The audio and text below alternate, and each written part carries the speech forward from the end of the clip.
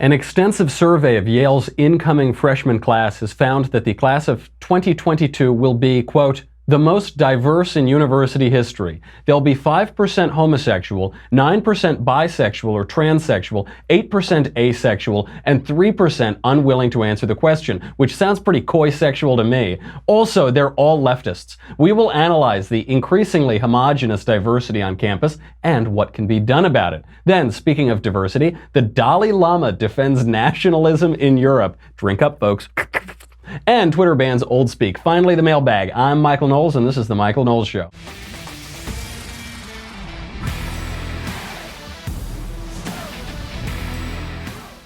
By the way, I'd like to make a correction. I'm sorry. How insensitive of me. I used the word freshman to describe the incoming class. Obviously, freshman is a sexist term, so I should say fresh person. Well, except of course that son is a sexist term too, so I guess it should be fresh per daughter. The Yale fresh per daughter class. We'll analyze the incoming fresh per daughter class. But first, I've got to thank our sponsor at Thrive Market. Oh, Thrive is really good. Thrive is, you know, I'm a man of simple tastes. I'm easily satisfied by the best. Thrive Market will give you the best. Go there right now, thrivemarket.com/Michael, M-I-C-H-A-E-L. Thrive Market is a revolutionary online marketplace on a mission to make healthy living easy and affordable for everyone. You can shop for thousands of the best-selling non-GMO foods and natural products, always at 25 to 50% below traditional retail prices. The reason I wouldn't buy all that really good quality food in the past is because I'm a cheapskate. So especially when I was a bachelor, I would just, eat whatever muck out of the gutter that I could find. But when you can get it at a really good price, because Thrive Market sells directly to you, you'll get the highest quality ingredients at even more affordable prices than the current premium products carried everywhere. So you get non-GMO food, snacks, vitamins, all that stuff. I love their olive oil. I use a ton of their stuff. I use them all the time, but especially their olive oil is really, really good. You will love it.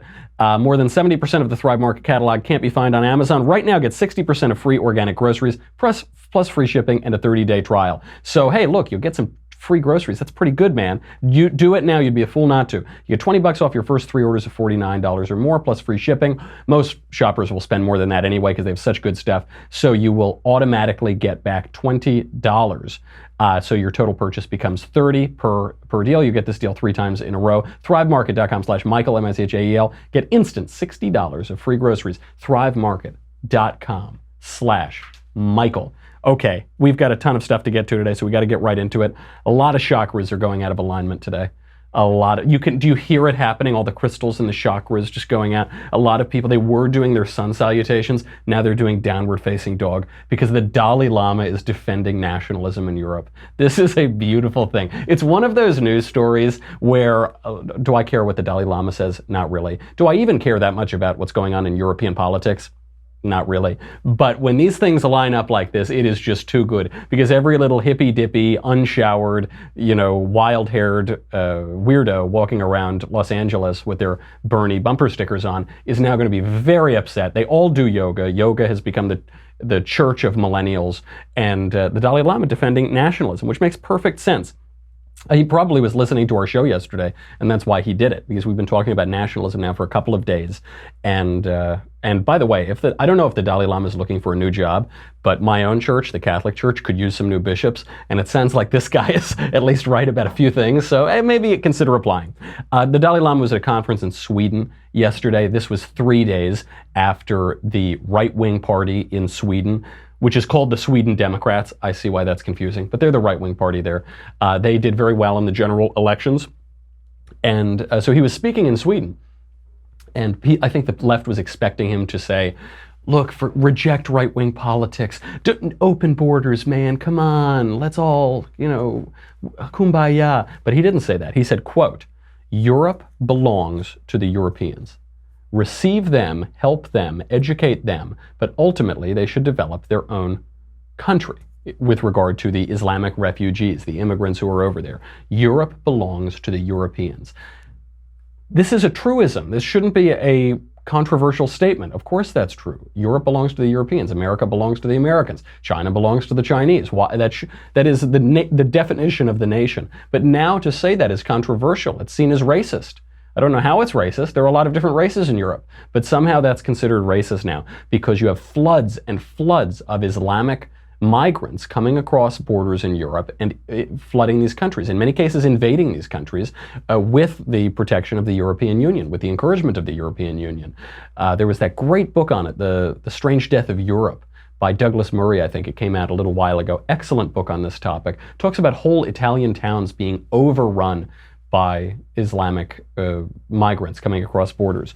And what the Dalai Lama is defending here is the right of European nations to remain European nations. I get why the left is surprised by this, because the Dalai Lama is a cool, like, hippy-dippy guy. If anybody's going to be a nationalist, it's going to be the Dalai Lama. He has been fighting for the right of the nation of Tibet against the imperial encroachments of China for all of our lifetimes. He went on, he said, quote, "I think Europe belongs to the Europeans. They ultimately should rebuild their own country." And he said, by the way, this wasn't just a reaction to Trump. It's not like he is playing some political game and he's saying, oh, I see Trump is popular, okay, I'll mimic him. In 2016, before Donald Trump was elected, the Dalai Lama said, quote, "Europe, for example, Germany, cannot become an Arab country. Germany is Germany. There are so many that in practice it becomes difficult, meaning there are so many migrants coming across the border." He said, as we all feel, when we look into the face of every single refugee, especially the children and women, we can feel their suffering. And therefore, we should help them. Of course, we should help them. The goal, however, should be that they return and help rebuild their countries. End quote. That, again, should not be controversial. When we're talking about refugees, why would we have refugees come over from a totally foreign region of the world to a totally foreign region of the world, rather than people within their own neighborhoods helping to take care of them? Why wouldn't we want to rebuild those countries? Perhaps there is a problem in certain cultures there. Perhaps there are conflicts among cultures over there. Why would we import wholesale, unvetted, those sort of cultural problems? This is this used to be a progressive position. This used to be accepted by the left and the right, because in the old days you had imperialism, and then in the wake of the Second World War, we had a surge of nationalism. India becomes a nation. The countries in the Middle East get to become their own nations. Countries in Africa. This was the height of freedom, because the nation can protect liberty for individuals, for communities, for different groups, without descending into anarchy on the one hand or becoming oppressive and imperial on the other hand. So I understand that the orthodoxy of the left right now is that we need to become one world government under a totally benevolent empire. Oh, it'll be different this time. It'll be totally benevolent. But perhaps the left should look to some of the people that for a long time it's admired, like Dalai Lama, to see where they've gone so wrong. And in the meantime, we can fill up our leftist tears. So the Dalai Lama is on one side of that. Twitter is now on the other. Twitter banned the phrase in its advertising platform. It banned the phrase illegal alien, because that's hate speech. That's hateful content now. You can't say illegal alien. Illegal alien is not a hateful phrase.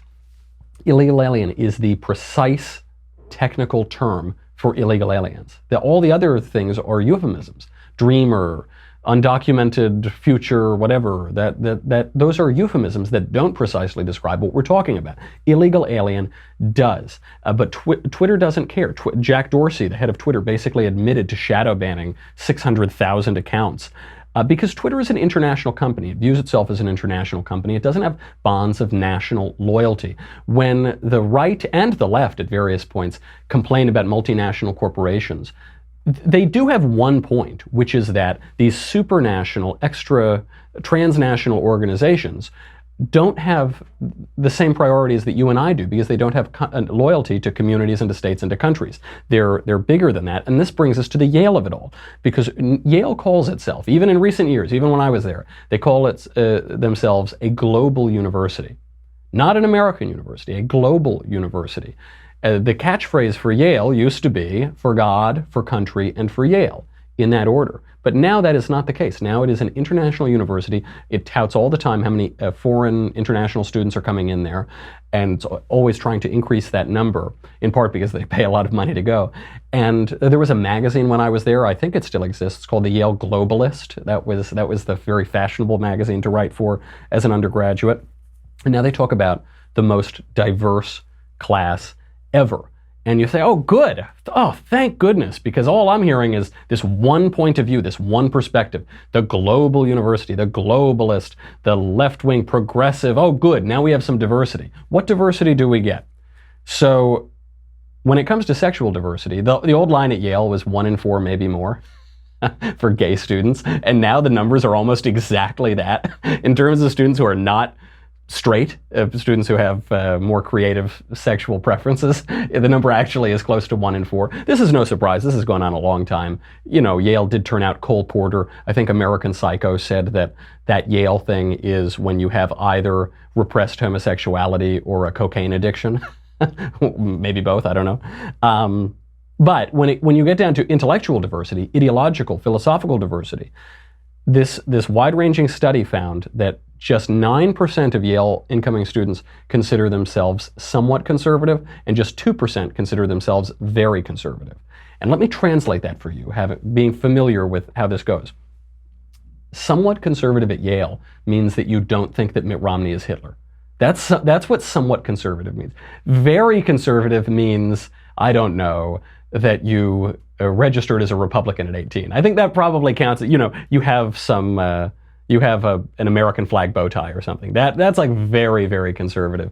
And so we're talking about 2% of pretty serious conservatives there. There is very little intellectual diversity.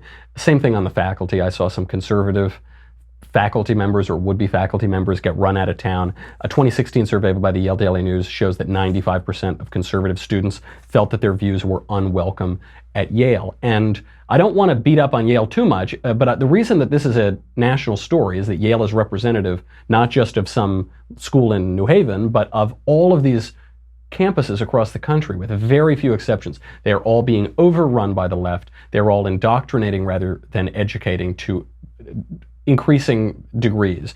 And we've got to find a way to stop this. You remember, you know, the craziness that kind of typified the craziness on all campuses, but it really was most prevalent, I think, at dear old New Haven, was Shrieking Girl, that came out a few years ago, just to refresh your memory, and because I need a little refill on my Tumblr. Take it away, Shrieking Girl, Gerald Luther.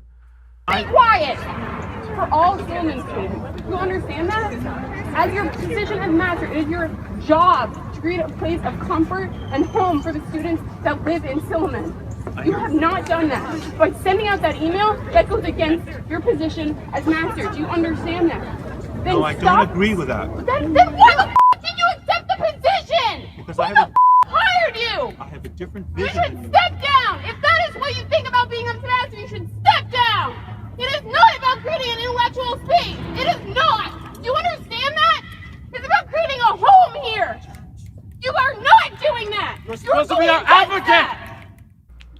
My favorite part of this video is it's a very distressing video, but my favorite part is that guy at the end, the advocate guy, because you know he was just standing there, everyone's yelling, everyone's trying, he's like, all right, Johnny, this is your chance. This is your chance to finally, what am I, I'll say, yeah, that he was supposed to be our advocate. All right, everyone's talking. All right, here, you were supposed to be our advocate. Nobody's talking anymore. Oh, it's so embarrassing, so awkward. And this girl should have been expelled, right? Geraldine Luther should have been expelled for this. That is so horrifically disrespectful. All of the students involved screaming at their professor should have been expelled on the spot. What happened? Instead, the students who led this revolt on campus were given awards at their graduation. They were given awards. This is a really horrifying turn of events. You're seeing the American university, not just at Yale, but all around the country, imploding. And we're very lucky because there is a guy who is running for the Yale Board of Trustees on a campaign to turn this around, to make sure that events like this never happen again, not at Yale, and hopefully this can be a signal to all of the universities around the country to stop this. Jamie Kirchick is an American reporter, foreign correspondent, candidate for the Yale Board of Trustees. I spoke to him last week. Here's Jamie. Jamie, thank you so much for being here. Thanks for having me. So, Jamie, obviously I feel a personal connection to your campaign because you're running for the Yale Corporation, for the Yale Board of Trustees. But I think your campaign and the issues you're talking about actually reflect a national trend that's going on colleges, that's going on at universities across the country. Why are you running for the Yale Board of Trustees? Well, like you say, I think our universities play a major role in educating future leaders, in Yale in particular, in the Ivy League. And a lot of the ideas that come out of universities or that become popular in universities eventually seep their way into the general public.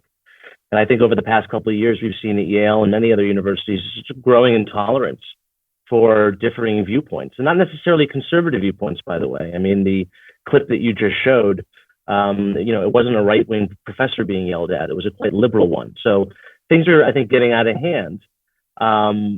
Just 2 weeks ago, we had this huge, or last week, excuse me, this huge controversy with the New Yorker canceling an interview with Steve Bannon. I'm no fan of Steve Bannon. I've criticized him many times in print, but to pretend that, he or his ideas, don't exist and that they're not influential and they actually haven't been used to win elections in major countries across the Western world.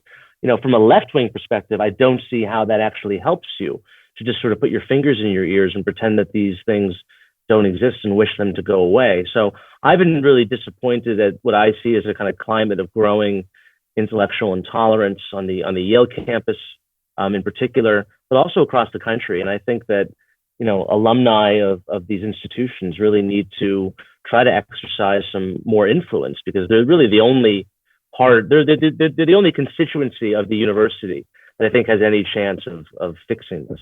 That's absolutely right. A few years ago, when we saw that clip from Yale of the girl, this is not an intellectual space. This is not, it's a home, and, shrieking at her, shrieking profanity at her professor. You've seen this happen so many other places as well. One thing I love about your candidacy is that you're not some rock-ribbed conservative. I don't think you're a hardline Republican in your own work.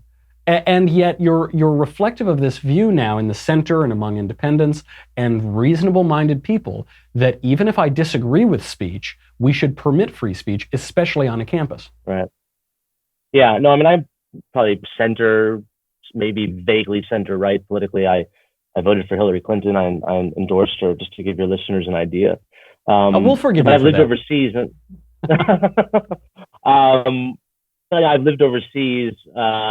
I've lived in, other democratic countries that don't have the same culture of free speech that the United States does. And I've really just come to appreciate how lucky we are. And of course, do we hear things that we don't like? Absolutely.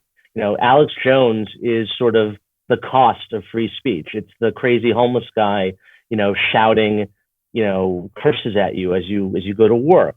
But you have to put up with that. You can't just put the homeless guy in prison for screaming something that you don't like. And so I really am an absolutist when it comes to this. I think it's the small L liberal position. I think it's a position that, frankly, throughout history, it's usually been people on the left whose free speech has been quashed. I mean, if you go back to, the Palmer raids around World War I, McCarthyism, the various, very controversial art exhibitions that were put up during the 80s and 90s. It's usually people on the left, but now I think that the left has basically come to dominate the media, academia, cultural institutions. They've now come to dominate these institutions. They are now in absolute total control. And it's just unfortunate to see that they haven't really learned the lessons that, when they were in need of people to defend their free speech, they're now completely flipped. That's exactly right. And they're going after anyone. Yeah.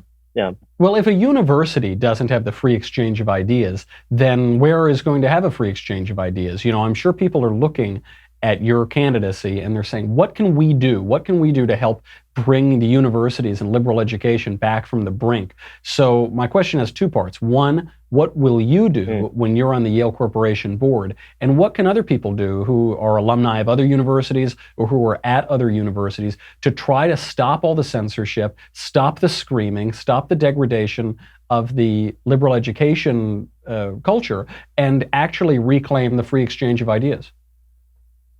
I think the universities need to stop putting up basically kick me signs on their backs. And they need to make it very clear. The administrators need to make it very clear to incoming freshmen, these are our values. We believe in free speech. You're not going to be shouting down speakers. And so there's a very excellent letter that was, written by, I believe, the Dean of Students at the University of Chicago. And it was sent out to every incoming freshman. And it's very, it's very blunt. And it says there's no trigger warnings. There's no safe spaces. This is a place for intellectual development and debate. And so I think students coming to Chicago, they already understand this. And if they really don't like it, then they're not going to go to Chicago. And so I really would like to see if I'm elected to the board, I would urge the president of Yale, the dean of students, to send out similar letters. Yale actually has an excellent policy known as the Woodward Report. It was published in 1974 after some very high-profile controversial speakers and riots grew up around that. The university commissioned this report, and it's really looked and cited upon as being one of the best expressions in defense of free speech in an academic setting. I would send that to every incoming freshman.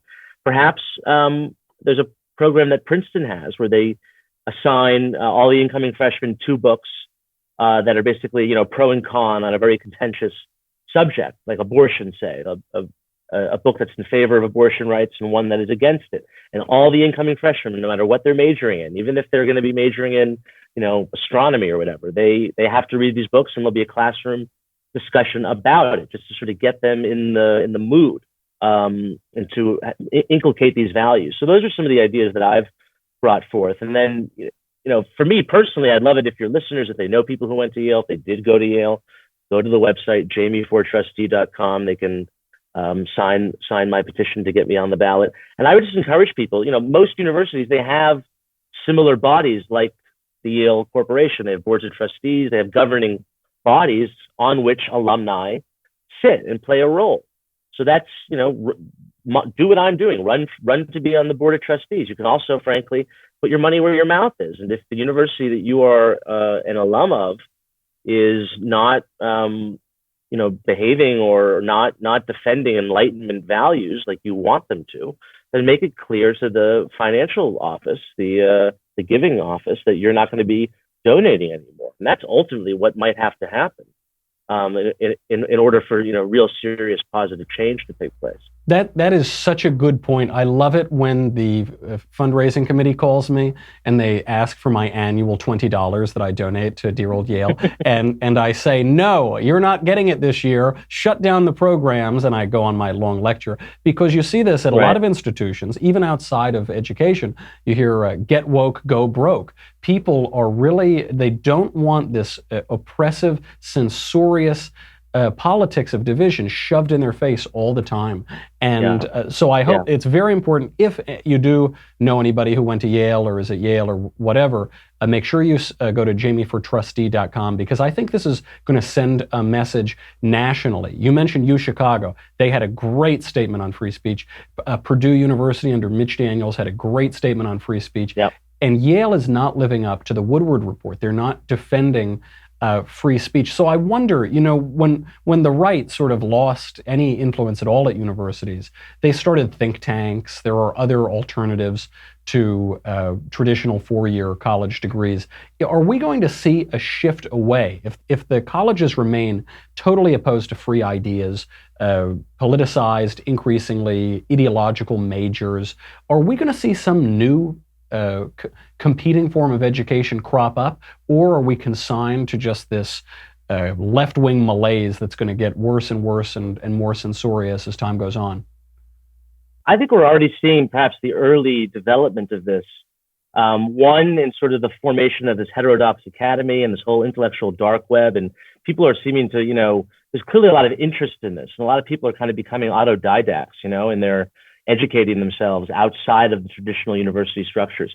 The other development that I would say indicates that something that you suggest might be happening is we're seeing a lot of millennials, leave college with these very expensive 4-year degrees in various, very obscure subjects, and they're not getting jobs, and they're living with their parents. And I think it's eventually going to dawn on people that the educations that they're getting in some of these schools are just not marketable in a free society. Perhaps this is one of the reasons why millennials are increasingly attracted towards socialism, because they're not making this connection. They're not making this connection in their head. They feel very aggrieved and resentful that, the 4-year degree that they got in performative puppetry or whatever is not translating into a $100,000 a year job right out of school. And so rather than say, well, maybe I shouldn't have gotten this useless degree, perhaps I'm going to blame society. And I'm going to demand, socialism and free education and free this and free that. So I think we're already seeing sort of the the understanding that something is off. That Peter Thiel has referred to a higher education bubble. I think there is something like that going on, and if it's going to explode or how that's going to develop is anyone's guess. Well, as a transformative puppetry minor, I have to tell you, the job market was really tough on me when I got out of dear old college. I noticed that you have... You seem to have done well for yourself. But... Yeah. Well, the key was that I didn't write a book. That was the one good idea I had.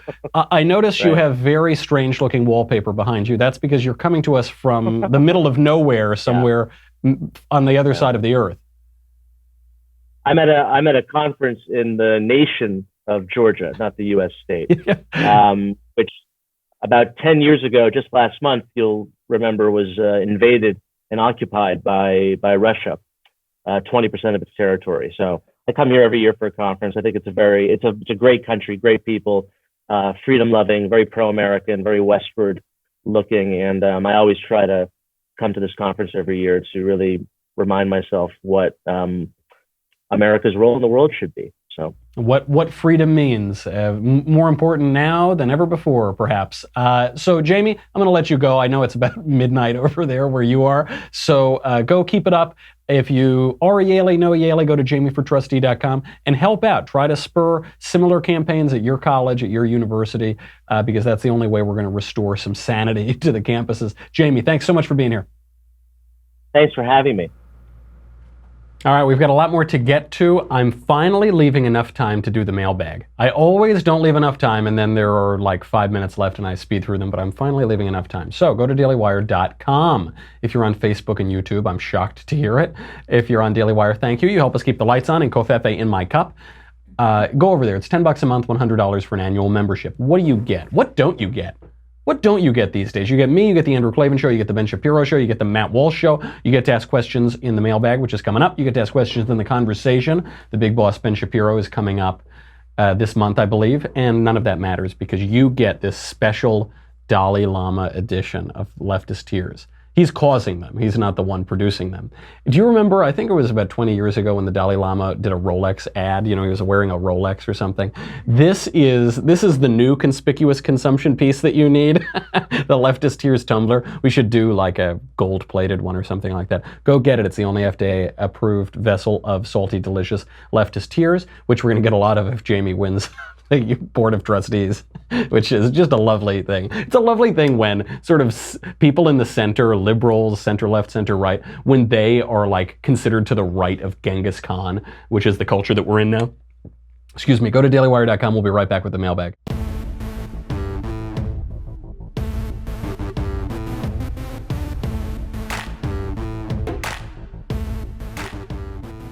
Jumping right in. From Nathan. Hey Michael, a few weeks ago you suggested I start reading C.S. Lewis with Mere Christianity, and I'm about done with it. Incredible read so far. There is one part I wanted to ask your opinion on. In his section on pride, he talks about looking down on people, making it impossible to look up toward God. Does God really expect us to look down on no one? Is it really conceitful to think I am better than a person who skins 30 people alive and then sleeps soundly, or that I'm better than the person I was in the past? It seems to me that if we can't think ourselves superior to at least some others without the sin of pride, the concept of trying to be a good person loses meaning. I see why this is confusing. I have a solution. The issue here is not that you should think less of yourself, it's that you should think of yourself less, and that will solve the problem. If you're sitting there thinking, well, how should I think about me? And how should I think about my relation to other people and where I am in the pecking order or the hierarchy of people? You're doing it wrong. Pride is the queen of all sins. This is the hardest one to root out because it is the essential sin. It is the original sin. The cause of the original sin is pride, wanting to elevate yourself, thinking of yourself. A man wrapped up in himself makes a very small package indeed. It caused the fall of Satan, of Lucifer from heaven. It's so insidious. It is always waiting there for you. And the more humble you think you've become, the more prideful you'll be in your humility. So the key is to think of yourself less. Think about other people more. Think of yourself less. You will have a better life. We all fall into pride from time to time, but Pride will make you miserable. The more you think about yourself, you think it's going to make you happy because you feel really good. You think, oh, I hit a home run today in baseball. That never happened to me, obviously. But you think, I'm really cool. I'm a real cool guy. The more you do that, the more miserable you'll be. The less you think about yourself, the more joyful you'll be. From Ryan, I'm a Catholic and I feel that pledging allegiance to the flag is idolatrous. As a result, I feel that I shouldn't say the pledge or place my hand over my heart. I do love my country, but my allegiance is only to God. Can you explain why this is permissible? Love the show. Absolutely. The Pledge of Allegiance is a wonderful thing. Do you have any allegiance to your wife? Do you have any allegiance to your parents or your kids or your family or your community? Do you have any allegiance? Of course, we have loyalty to many different things, and not all equally. I have a loyalty to my broom closet. This is my community here that I'm locked up in all day. And of course, everybody has a loyalty to your family, to your community, to your state, to your country, and ultimately to God. That's perfectly fine. It's only a crazy rationalism that makes us pretend that we can only be loyal to one thing. Christ tells us in Scripture that unless you hate your father and your mother and your family, you can't follow him. But God also tells us that husbands should love their wives. How do you resolve these things? Rationalists want to pick one or the other, but what both are doing is telling us a spiritual truth.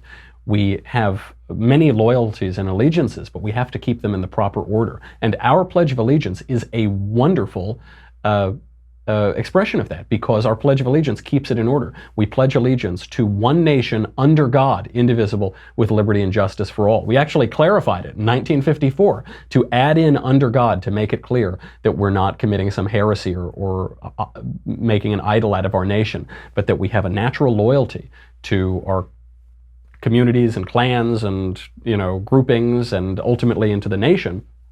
And all of that is under God. And America has been guided so clearly by Providence since her very beginning that it's a wonderful thing to pledge allegiance and to know that all of that allegiance is ordered and under and looking up to God. From Nathan. A lot of Nathans coming in today. Hey, Michael, a question about free will. How do you square the concepts of an omniscient God and me having free choice? Both are fundamental to our religion, but I don't see how I can have real choice unless God does not know what I'm going to do next. For example, Judas Iscariot needed to betray Christ in order for the crucifixion to take place. Christ said he knew about it beforehand. So could Judas have chosen to do otherwise? Did God create Judas knowing for certain he would go to hell, or Pontius Pilate for that matter? Because then he would know for all of us, and my choices can't change anything. Any advice? God bless. Yes, all of heresy comes from impatience with mystery. I think just about all of it comes from that. It comes from not being able to resolve how God can have perfect justice and perfect mercy, how there can be perfect grace and perfect free will. And so what happens is people who want to rationalize their way out of that pick one or the other. But it isn't one or the other.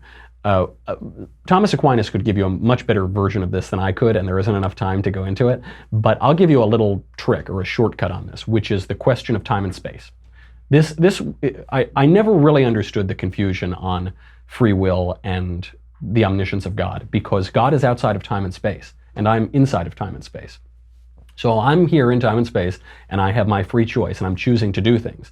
But from the perspective outside of time and space, you see all those choices as having already happened. Even my language is misleading here because I'm speaking in tenses that have to do with time, and we're talking about something outside of time. But those are different perspectives. The perspective of being inside of time and space and the perspective of being outside of it. Those can simultaneously be true. I can live my life freely and have free choice and have free will, and someone who is outside of time can see what has happened, what is happening, and what will happen all at the same time, outside of which he is. This came into great confusion during the Protestant Revolution. You know I criticize Martin Luther a little bit on the show on occasion. This time is no different. Luther and Calvin both came down on the side that there is no such thing as free will. They denied free will. Luther in his writings disagreeing with Erasmus, and John Calvin in his doctrine of predestination. But human freedom is very, very important. It is the central fact that we have here, that we are in possession of. that leads to our happiness in the world. Free choice is what caused the fall. And forget, you're talking about how it caused Judas, God knew that Judas would betray him. But go all the way back to the fall. God knew that Adam would sin. God knew that mankind would fall. And because of Adam's free will, we had the fall. And because of the fall, we got the incarnation. And because of the incarnation, we got the crucifixion and we got the resurrection. We got the happy fall. We got a wonderful joy, the greatest story ever told, the greatest possible world. That's because we have free will and because of the grace of God. You see this in the incarnation. When the angel comes down, it says to Mary, "Hail Mary, full of grace, you will conceive a child. Even though you haven't known a man, you will conceive a child, and you are blessed." And that was the grace. God comes down the mountain. You see all of this grace, but then Mary consents to it. She says, "I am the Lord's servant.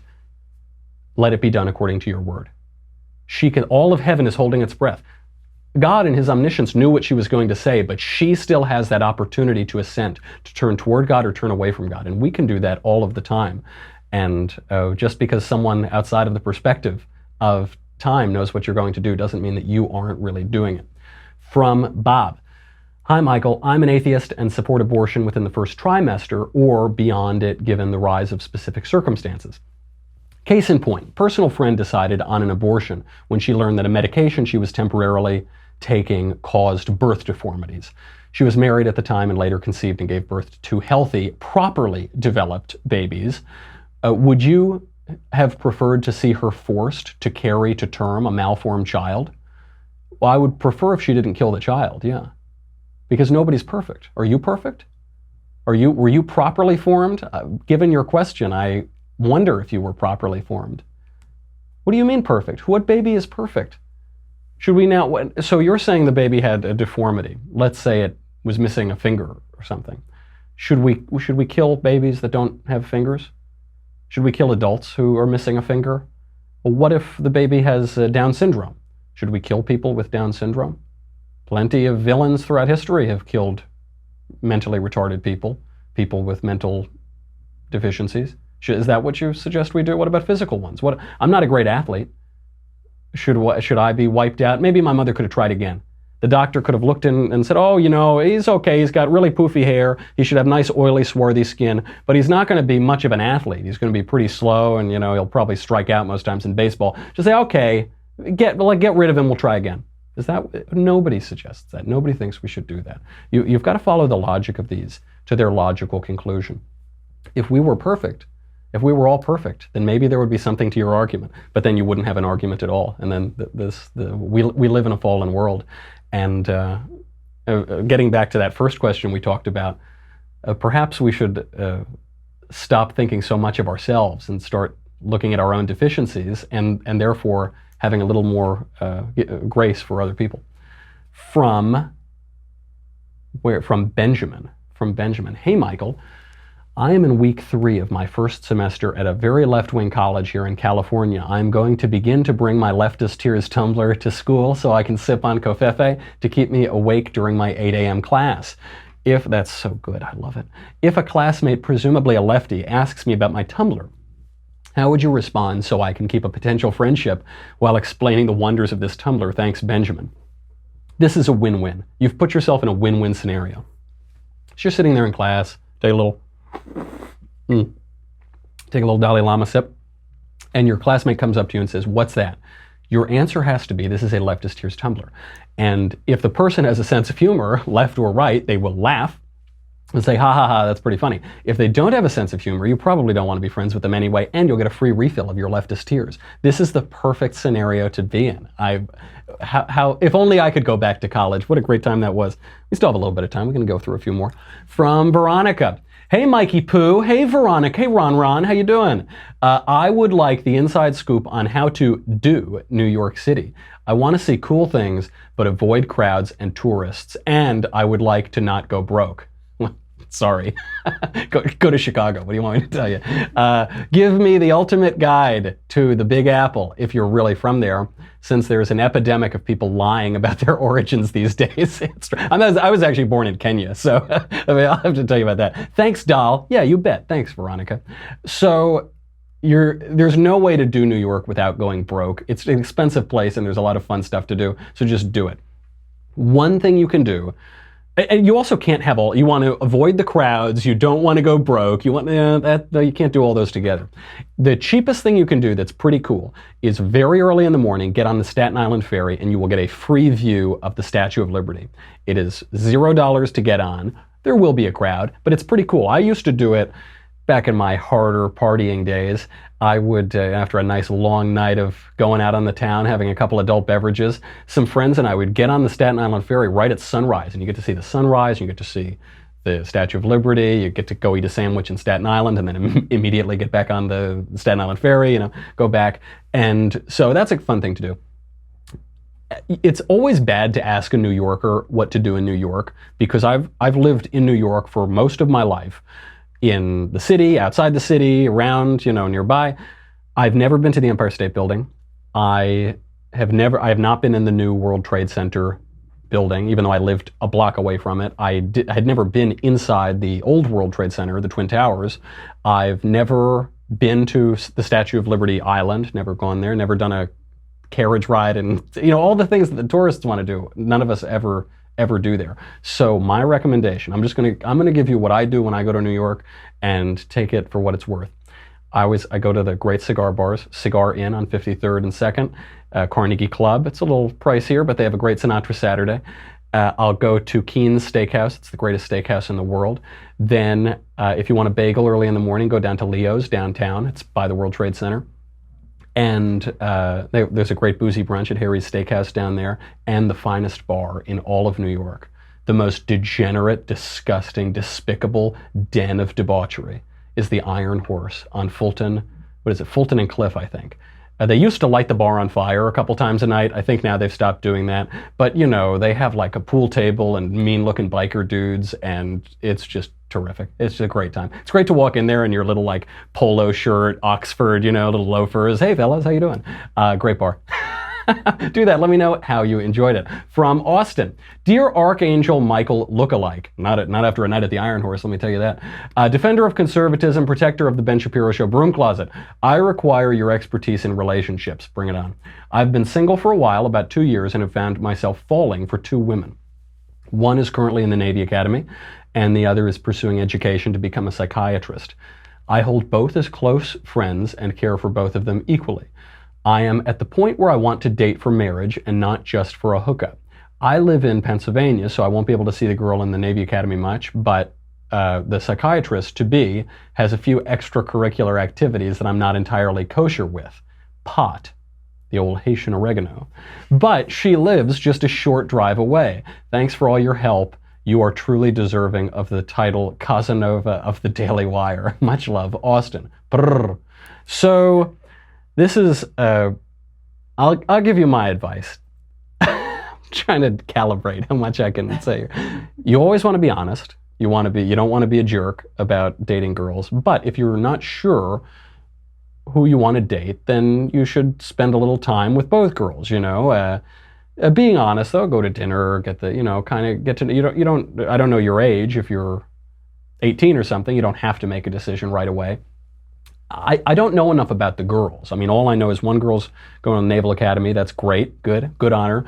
And the other girl's a psychiatrist. I've always had a preference for psychiatrists. The pot thing, I don't know. If she's in college, that could pass by, I mean, who knows? In the culture now, marijuana is becoming a sacrament. So perhaps we'll all end up puffing on the old Haitian oregano. I prefer covfefe. But it's about the girls, I gave this advice to some other guy. You got to tell me about the person. Don't date someone or marry someone because of their job or how much money they're going to make or if they're going to travel or whatever, because they like to smoke pot when they're 18. It's about the person, and that's ineffable. I can't tell you about that. The way that you can find that out, though, is by talking to the girls honestly, being interested in what they have to do, trying to learn about them, trying to get a sense of them, and seeing what clicks, because there is a little chemistry. This isn't so clinical. I know now we're in the swipe culture, but Cole Porter didn't sing, "Let's do it, let's be in a an exclusive relationship after we date for a little while because we swiped right on Tinder. That's not what he said. It's a let's do it, let's fall in love. So that's really what you've got to focus on a little bit. Just don't be a jerk about it. Don't, we've all been jerks when it comes to girls, but try not to be. And depending on your age, you might be a little old for that anyway. So, find out what that person is, and don't go in saying, I want to date because I need a girlfriend and I want to get married and me. It's about the other person. Go in, enjoy it, keep it fun. If dating isn't fun, then I got nothing for you. It's the great consolation of life. Do we have time for one more? One more, okay? Is that enough? All right. From Matthew. Michael, I really enjoy the show, and it has become my favorite Daily Wire podcast. Yeah, do you hear that, Ben? No, Ben doesn't listen to this show. Whenever I tell people about the Daily Wire, I always tell them I came for Ben, stayed for Michael. Thank you very much. Anyway, my question refers to the fall of Adam and Eve. More specifically, is there any extra-biblical, anthropological, or historical evidence to support the claim of the fall that there were once two first people who were in a perfect state of grace and would never have died had they not sinned and disobeyed God? If there is no evidence for this, how would we argue for it to a secular person, especially since their argument from a Darwinian perspective seems more tenable, though it does not explain the desire for meaning and the fact we have a consciousness? Seems like a conundrum. I look forward to hearing your answer, and keep up the good work. Respectfully, Matt. So we cannot know about the garden. We can't know about pre-fall. Everything that we have in front of us is a product of the fall. Our minds are a product of the fall. We are in a fallen world. We're not in a fallen world that has a perfect place somewhere in the middle of Iraq. That's not how it works. We were kicked out of the garden. There is an angel with a flaming sword. So I have a few thoughts on all of this. Broadly speaking, if you're looking to the Bible for science or, scientific history or scientific fact, you're looking in the wrong place. I think it was Cardinal, I'm going to get it wrong. Cardinal Baronius, was it? Maybe, who knows? I'll look it up. Who said, the Bible teaches us how to go to heaven, not how the heavens go. So just keep that in mind. Nevertheless, because the Bible contains myth and history and poetry and history and all of these things, and journalism, and theology, because it contains all of these genres, I know that the biblical description of the creation is the most precise and truthful way that I can understand the creation of being, of the universe. That is the most precise way. If there were a more precise way, if there were a better way to do it, God would have told us in that way. So I know that for a fact. Now, I'm going to violate what I just said, which is that I'll analyze it from an anthropological or historical or scientific perspective. And C.S. Lewis did this in some book, I forget where. Maybe it was Chesterton, that the fact of the first person is a truism. Certainly there was a first man. There has to have been, because even assuming, you refer to it as the Darwinian perspective, and people abuse that term endlessly, but even assuming that there was some sort of evolutionary process, some process of natural selection, at a certain point, a distinction was made between a beast, who is all instinct, and a human being, which has intellect and will. At a certain point, a distinction was made. And a way that we can imagine this is God reaching down and touching Adam, God touching the man, and him having a consciousness, him having intellect and will, and being more than a grunting brute who is driven only by instinct. By definition, that's the first man. So certainly that is the case. And so even if you want to follow the evolutionary perspective, or one of the many evolutionary perspectives, you still have to butt up against that fact of the first man. And but your understanding of it will be much better if you focus on that consciousness and what it means to be a man, and what the fall means, and what it means for us today as we live as conscious beings with intellect and will. I hope I was able to sum up the creation of mankind in 20 seconds. Do you think I succeeded? I don't think I did, but hopefully that helps. Okay, that's our show. You've got to binge Another Kingdom, Season 1, because we are vigorously recording Season 2, and it is very cool. This is like, we took it up a notch for this new season, and the script of the new season is terrific, and the production quality is really good. So make sure you binge Season 1 written by the one and only Andrew Klavan, because we're going to have season 2 coming out very soon. I will not tell you when, though. Okay, that's our show. I'll see you on Monday. I'm Michael Knowles. This is The Michael Knowles Show. I'll see you next week.